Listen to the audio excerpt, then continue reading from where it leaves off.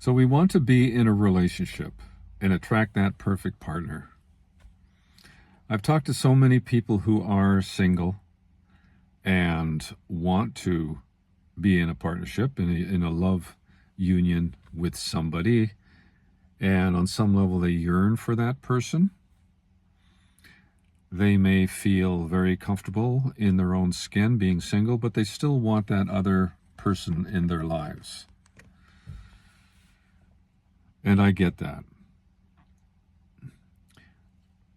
One of the things that I feel is very important to understand is that whatever we want in that other person, we need to be.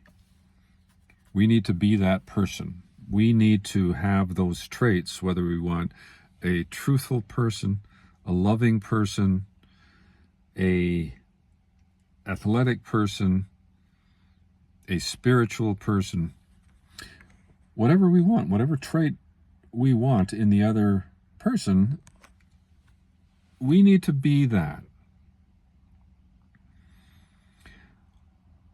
It's also easy to judge other people and either say, well, we're sick and tired of, I'm sick of meeting the wrong people. Of course, there are no wrong people.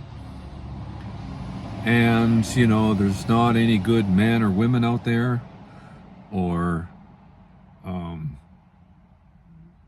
all the excuses that one can come up with about relationships. It's so easy to do that. But I'm wondering in speaking to you, what you're doing to attract that other person. Besides being the traits that we want in another person, how are we preparing for this partner? For example, are we preparing our household? I mean, in some way, shape, or form. Do we sleep in a single bed?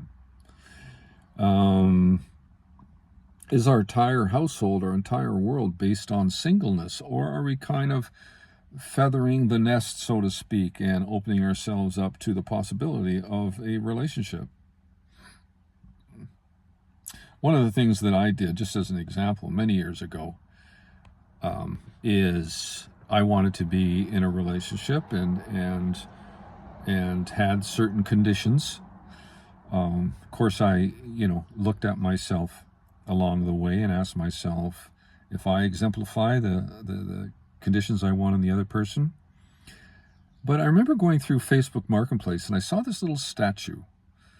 It was a sculpture statue of a couple, a bust of a couple from about here up, and they were in a passionate embrace and kissing. And it was such a beautiful statue. And I contacted the owners right away, and I offered to come and purchase it. And what I did is I put it beside my bed on the end table. And it was just one little example of the feeling I wanted, because the feeling of this statue was just so beautiful. And it's what I wanted. So I got it. And to this day, 5 years later, that statue is still on my end table and will probably always be. So, and long story short, I have attracted quite a while ago that beautiful partner that exemplifies what I was looking for at the time, and we have a beautiful relationship. So, are we going to places perhaps where... No, let me rephrase that. Are we doing things that give us joy? Let's say we want to find somebody who's maybe athletic and fit and so on and so forth. Where are we going? Are we doing those things? If we want to, meet a cyclist, are we part of a cycling club? Do we go to the pool? Do we go to certain events? Whatever it is, do we participate in certain activities that we want potentially our partner to be in. And a lot of people kind of hole up in their home and do the same old, and don't do anything interesting. You want to meet an interesting person, go do something interesting. Join a book club, get in debates, join communities, be in community, get out there and interact with people. So maybe dress vibrantly, whatever that may be, but that person is there. How are we envisioning that person? Do we meditate in the mornings, and maybe envision not necessarily what the person looked like, but can you feel this person? Can you see yourself holding hands, being arm in arm as you walk down a forest trail, making love, what that feels like, what that looks like, making a meal together? Can you see it? So it's the vision first, and the feeling, and the world, the universe will respond. So there's not one linear answer to it.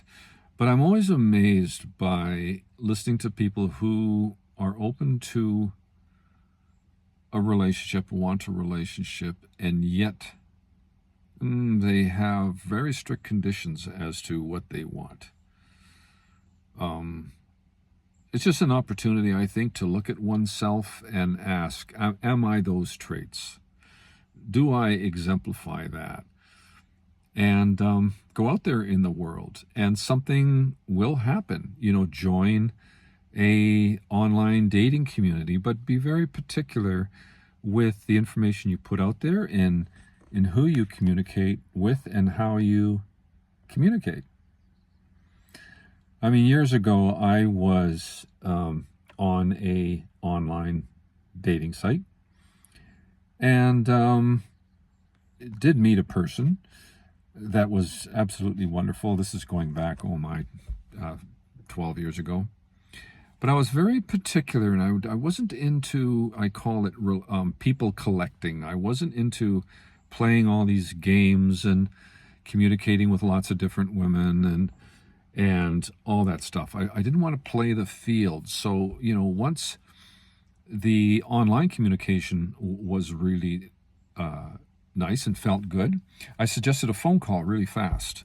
Like, I didn't drag it on. And the phone call revealed that connection really quickly. And if then that felt good, I went to meeting in person, because each step along the way you're feeling the person out, whether it's in a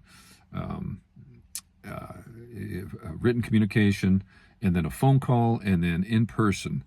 So I ended up only meeting a couple people, and then met a beautiful partner, the perfect partner at the time for me. And then I got off the dating site. I think I was on for maybe 2 weeks, and then that was that.